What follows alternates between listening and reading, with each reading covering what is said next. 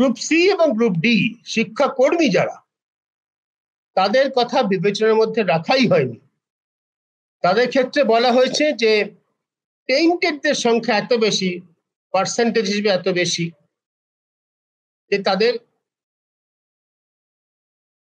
এই যে 31শে ডিসেম্বর পর্যন্ত কাজ করার যে সুযোগ, সেটাও তাদের দেওয়া হয়নি।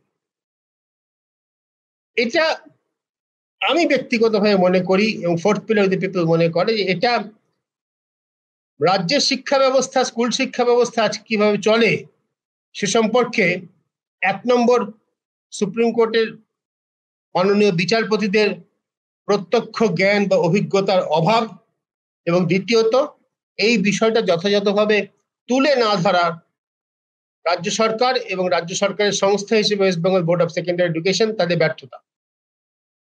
কেন? কারণ অন্তত 17-18টি বিভিন্ন প্রকল্প চলে যেগুলো শিক্ষার সঙ্গে অঙ্গাঙ্গিভাবে জড়িত, যার সঙ্গে পরীক্ষায় নম্বর পাওয়া হয়তো যুক্ত নয়, কিন্তু শিক্ষার অঙ্গাঙ্গী অংশ হিসেবে যেগুলোকে আজকাল মনে করা হয়। যেমন কন্যাশ্রী বা স্কুলের বাচ্চাদের সাইকেল দেওয়া, এগুলোর কথা আমি ছেড়ে দিচ্ছি, এগুলো খুব বেশি করে চোখে পড়ে, অনেক বেশি আলোচনা হয়, অনেক বড় টাকার ব্যাপার, অনেক দুর্নীতির সুযোগ থাকে, এগুলোর কথা আমি বলছি না। তাছাড়া দৃষ্টিশক্তি ঠিক থাকে, তার জন্য ভিটামিন এ ডোজ খাওয়ানো বাচ্চাদের, ছোটবেলা থেকে ভিটামিন এ সঠিক মাত্রায় সময় মতো খেলে চোখ অনেক দিন পর্যন্ত ঠিক থাকে। আমাদের দেশে বহু মানুষ তাদের চোখের দৃষ্টি তাদের কম, তারা জানতেই পারেন না সারা জীবন, এমন ধরনের কাজ করে যার জন্য লেখাপড়া করার দরকার হয় না। তখন তারা যদি সাধারণত মহিলা হন, চালে কাকড় বাছার কাজ করেন, তখন একটা বয়সের পর বোঝা যায় তার দৃষ্টিশক্তি কমে আসছে। ট্রাক ড্রাইভারদের ক্ষেত্রে যখন তারা অনেক দূরে রাখা মেনু করতে পারেন না, তখন তারা বোঝা যায় তার দূরের দৃষ্টিশক্তি কমে আসছে। এগুলো খুব বিপজ্জনক ব্যাপার, ট্রাক ড্রাইভাররা যদি দূরের জিনিস ঠিক মতো না দেখতে পান তত সময়। তাছাড়া বহু মানুষের চোখের দৃষ্টি আমাদের খারাপ, তো সারা জীবন জানতেই পারেন না, তাদের ভিটামিন এ খাওয়ানো। মেয়েদের ক্ষেত্রে ঠিকঠাক সময় আয়রন ট্যাবলেট খাওয়ানো, যাতে তাদের শরীরের বৃদ্ধি ঠিক মতো হয়, শরীরের বিভিন্ন অঙ্গ প্রত্যঙ্গের বৃদ্ধি ঠিক মতো হয়, তাদের যাতে হাড়ের গঠন ঠিকঠাক হয়। এই সমস্ত কাজও স্কুল করে থাকে, স্কুলের মাধ্যমে করা হয়ে থাকে, যথার্থভাবেই করা হয়ে থাকে। স্কুলের পক্ষে খুব গুরুত্বপূর্ণ কাজ বলে আমরা মনে করি। এই কাজগুলোর সঙ্গে কিন্তু মিড ডে মিল, এই কাজগুলোর সঙ্গে কিন্তু স্কুলের গ্রুপ সি গ্রুপ ডি কর্মচারীরা নিবিড়ভাবে জড়িত। এই কাজগুলো অনেকটাই তাদের উপর নির্ভর করে। তাদের ক্ষেত্রটা কেন বিবেচনা করা হলো না, এটা একটা গুরুত্বপূর্ণ প্রশ্ন।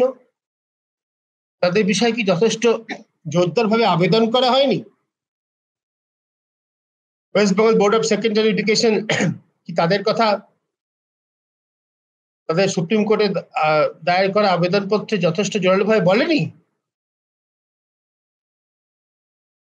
আমরা জানি না।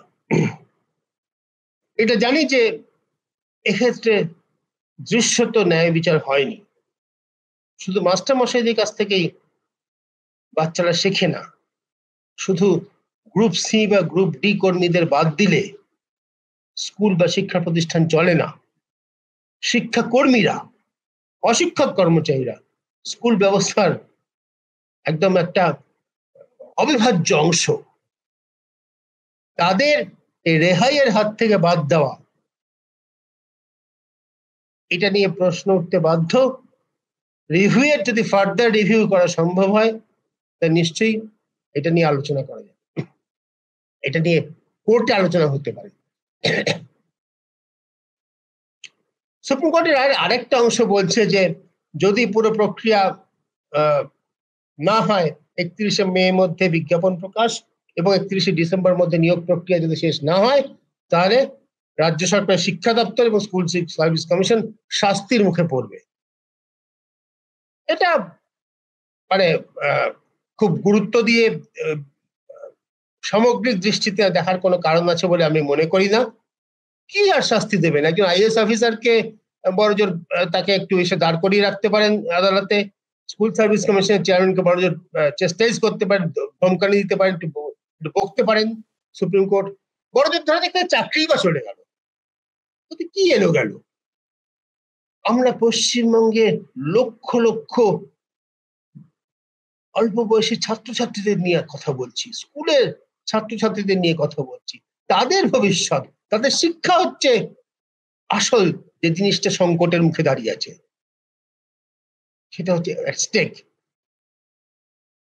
সেই জিনিসটা যদি রক্ষা আমরা না করতে পারি, তাহলে একজন অফিসারের চাকরি গেল, একজন পশ্চিমবঙ্গের তো একজন মন্ত্রী জেল কাটছেন, স্কুল সার্ভিস কমিশনের প্রাক্তন চেয়ারম্যান তিনি এখনো জেলে কাটছেন, প্রাইমারি এডুকেশন বোর্ডের চেয়ারম্যান তিনি জেলে গেছেন, তিনি আইনের নানা রকম কসরত করে বেরিয়ে আসতে পেরেছেন, জেল টেল খাটছেন, তারা তো কি গেল এলো। ক্ষতিগ্রস্ত তো আসলে হচ্ছে পশ্চিমবঙ্গের শিক্ষা, বাংলার ভবিষ্যৎ, যে কথাটা আমরা বার বলে থাকি। তার কি হবে? অপেক্ষায় থাকবো আমরা। প্রথম অপেক্ষা, সোমবার দিন 21শে এপ্রিল রাজ্য সরকার কোন তালিকা প্রকাশ করে কিনা, রাজ্য সরকার বা West Bengal board of secondary education বা স্কুল সার্ভিস কমিশন। দ্বিতীয় প্রতীক্ষা, 31শে মের মধ্যে বিজ্ঞপ্তি প্রকাশ করে সুপ্রিম কোর্টে এফিডেভিট দাখিল করে রাজ্য সরকার জানায় কিনা যে তারা সুপ্রিম কোর্টের সর্বশেষ পরিমার্জিত নির্দেশ পালন করতে শুরু করেছে। আর তৃতীয় প্রতীক্ষা, 31শে ডিসেম্বর যে নিয়োগ প্রক্রিয়া সম্পন্ন হলো কিনা।